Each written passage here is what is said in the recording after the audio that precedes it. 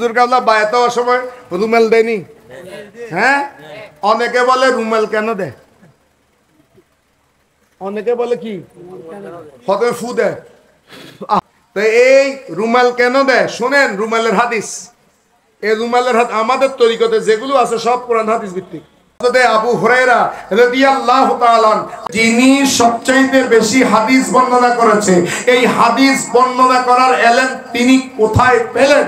তখন হযরত আবু হুরায়রার ঘটনা শুনেন, ওয়াম্মা সাইলা ফালা তানহার, উনি খুঁজেছেন কি খুঁজেছেন? আমার কাছে যদি আমার কোন ছাত্র খোঁজে, হুজুর আমি ক্লাসে আসবো না, হুজুর আমি ক্লাসে আসবো না, আমি দাখিলও পড়বো না, আলিমও পড়বো না, ফাজিলও পড়বো না, কামিলও পড়বো না, তবে আমি বুখারী পড়তে চাই।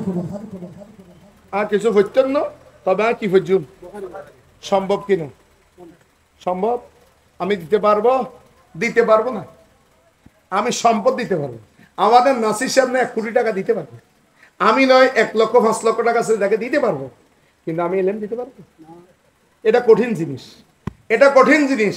হযরতে আবু হুরায়রা বলেন, ইয়া রাসূলুল্লাহ, আমি তো আপনার সাথে আছি, 7ম হিজরিতে ইসলাম গ্রহণ করেছি, রাসূল গো আপনার থেকে যা শুনি আমি ভুলে যাই, তা আমাকে কি দেন? আমাকে একটা এলেম দেন। এখন এলেম কে কে দেখছেন হাত তুলুন তো। এই হুজুর কাছে এলেম কদ্দুর আছে? আমরা এমনি বলি অনেক এলেম আছে, কিন্তু কদ্দুর আছে?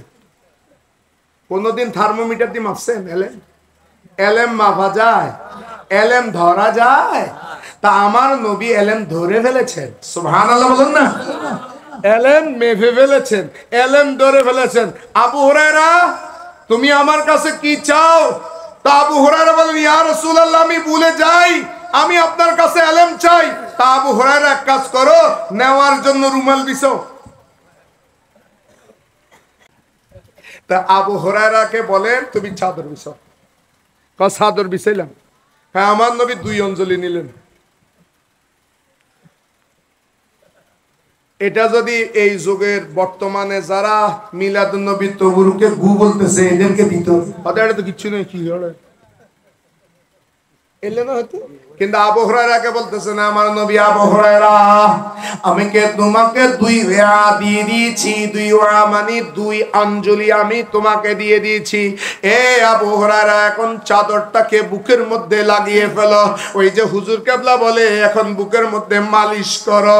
ওই ফু দেওয়ার পরে আমার নবী 2 অঞ্জলি দেওয়ার পরে ওই রুমাল যখন সিনায় পাকের মধ্যে লাগালো, আবু হুরায়রা এখন কসম করে বলতেছে, কসম করে বলছি আমি আজ থেকে হাদিস শরীফের একটা জবর জের পর্যন্ত ভুলি নাই।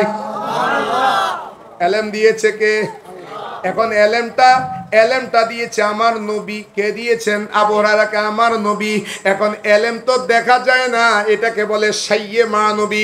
শাইয়ে মানবী যদি আমার নবী দিতে পারেন, যেটা শাইয়ে জাহের আছে সেটা দিতে পারে কিনা? আরে জান্নাত দেওয়া সোজা,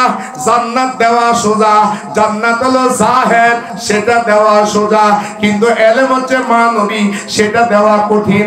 যেই নবী দুনিয়া থাকতে কাউকে এলেম দিয়ে ভরপুর করে দিতে পারেন, সেই নবীর জন্য উম্মতকে জান্নাত বন্টন করা কোনো ব্যাপারই না। বলুন না সুবহানাল্লাহ।